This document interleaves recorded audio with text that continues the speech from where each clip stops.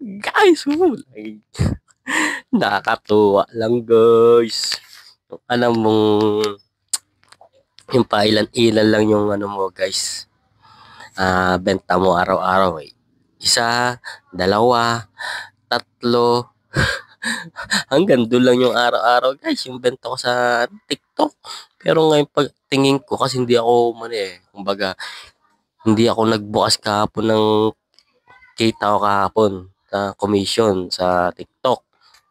Pag tingin ko ngayon guys, nasa 12 items pala.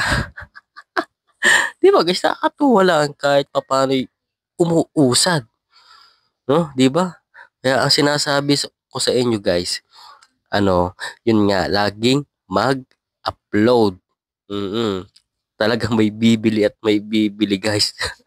Tignan mo guys, syempre, nakakatuwa lang sa katulad kong baguhan.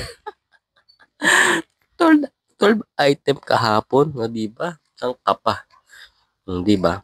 Kaya patuloy lang guys ang pag-upload kasi hindi mo alam talaga kung kailan ka mabebentahan. Kung araw-araw yan guys, di ba? Talagang hindi ka magsisisi kasi talagang meron at meron bibili sa iyo. Oo. Kaya consistent lang guys. Araw-araw ay ngayon pang magbeber na. Di ba? Kaya siguro medyo kahapon nagka 12 items ako. Tuwa lang guys. Dahil syempre hindi naman ako kilalang dito eh. Sino ba ako para bilhan? Di ba? Kahit papaano guys, may benta.